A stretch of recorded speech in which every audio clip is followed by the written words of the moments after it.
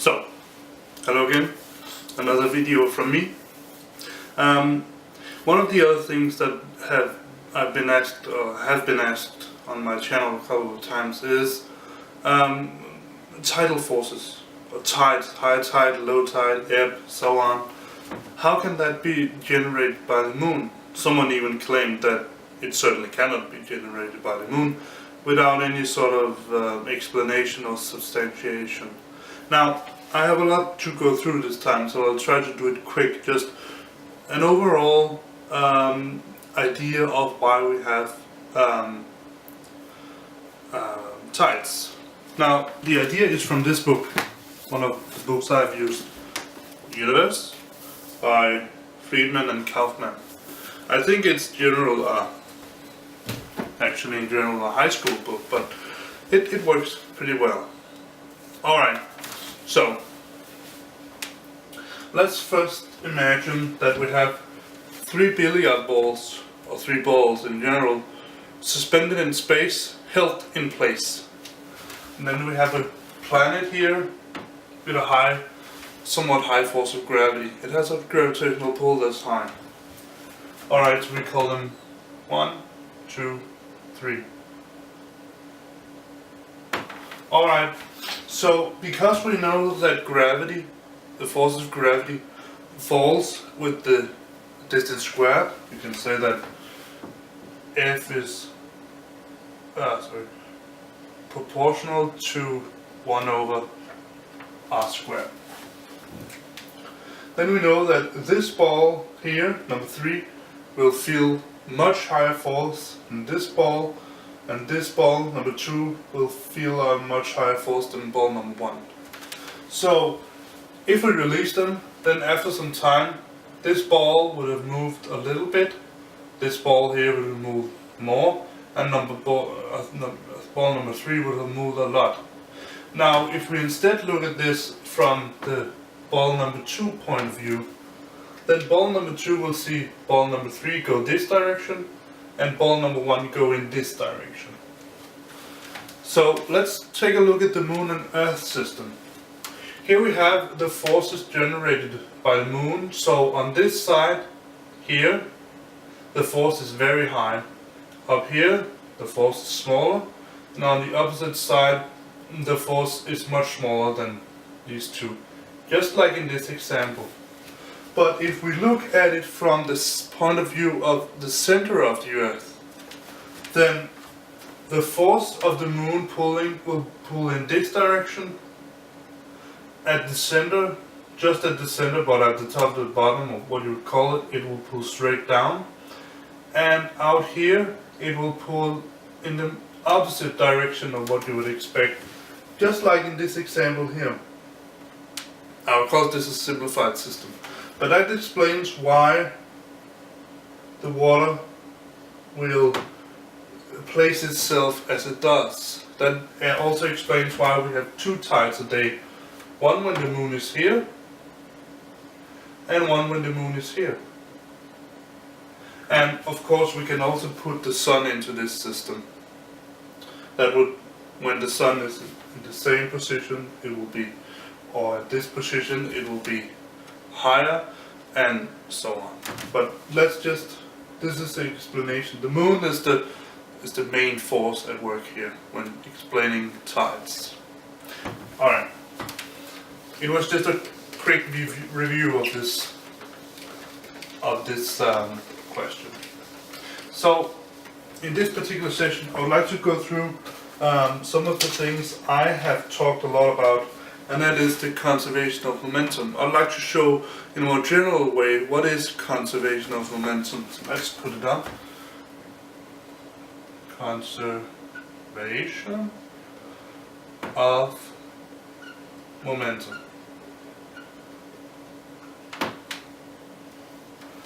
So let's take a simple example, a very simple example. We have 2 cards here, sliding on a frictionless surface.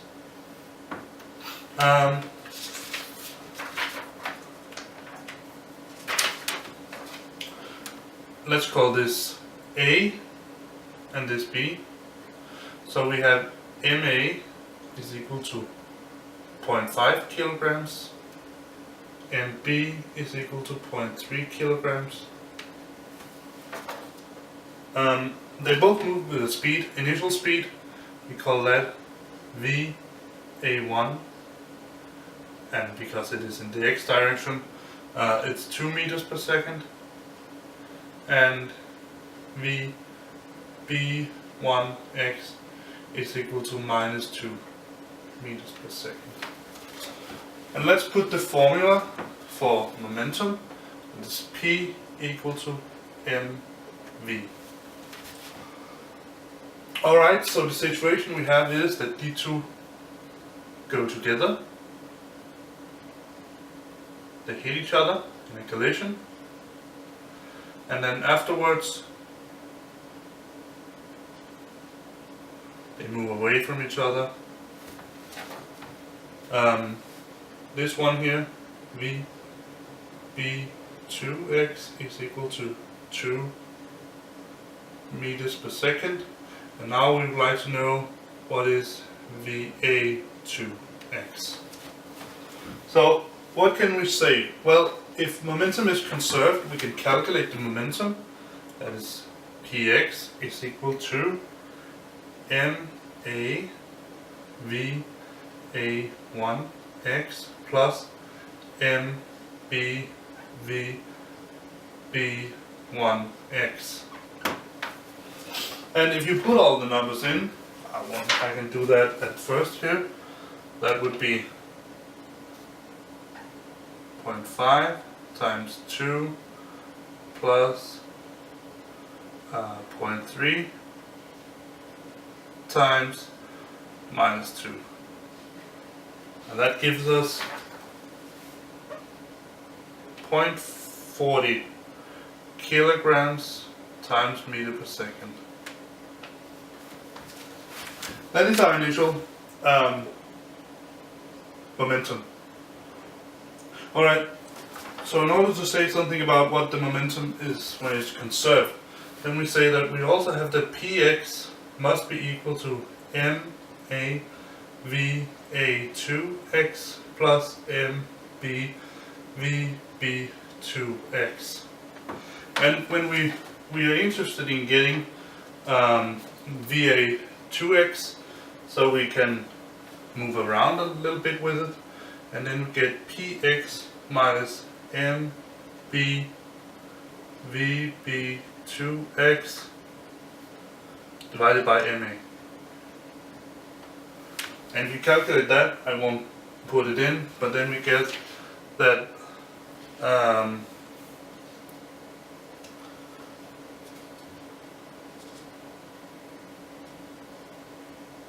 sorry, I just forgot. This is of course yeah, that is equal to va(2)x. Alright, and that is equal to, if you put in all the numbers, you get minus 0.40 meters per second. So you can also calculate the changes in momentum. That is all by just saying ma(v)(a)(2)x minus ma(v)(a)(1)x, and that is equal to minus 1.2 kilograms times meter per second. And the same for mb(v)(b)(2)x minus mb(v)(b)(1)x, and that is equal to 1.2 kilograms times meter per second. So, all right. So that is sort of the main idea on how to deal with a conservation of momentum, and that is sort of basically exactly the same that happens when you fire up a rocket, or when you use some steam or anything like that, some pressurized thing you blew out in outer space in order to move a space shuttle or some aircraft, some craft out there a little around. You just use the conservation of momentum, because when you throw something in one direction, you get a push in the other direction. All right. I hope I have time for the second thing, because one of the other things that we also have to consider is elastic and inelastic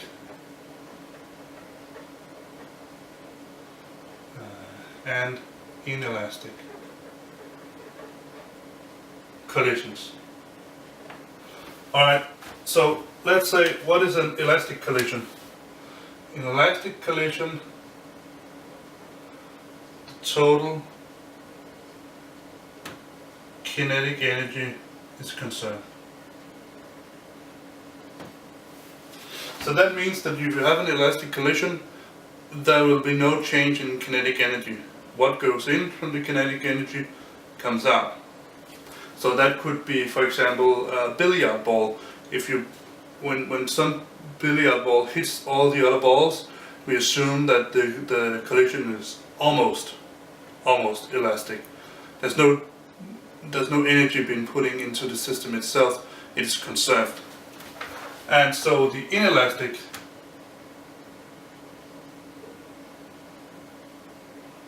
collision is simply the opposite, that the energy is not conserved. Not conserved. Alright. So I hope I have time for just putting in an example on an inelastic collision. Alright, so we imagine that we have a block of wood here, and we have a bullet coming towards it. It's suspended, and we give it VB and MB, and then we have MW for the mass of the wood. Now, what's the main idea here is to measure the speed of the bullet by measuring what happens to the block of wood when the bullet hits. Now the idea is that the bullet hits inside the block of wood and then is suspended in there. It stops instantly.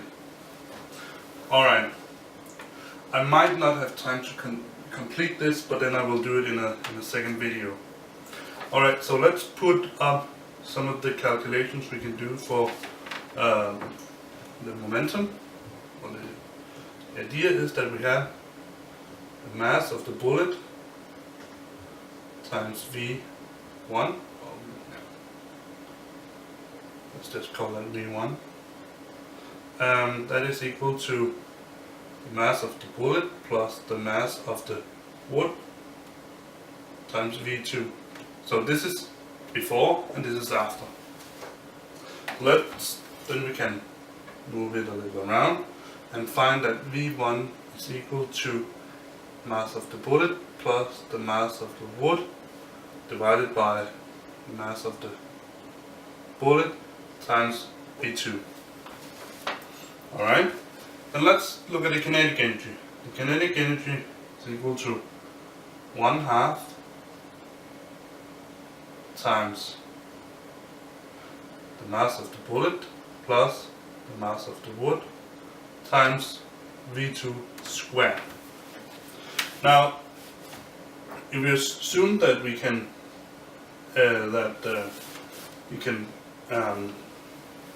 calculate the energy, then we say that 1/2 mass of MB, I'll just call it MW, V2 squared is equal to, because when the block of wood is hit by the bullet, it will move a distance up like this, and we call this distance here for Y. Alright, I will stop here and then I will continue in another video.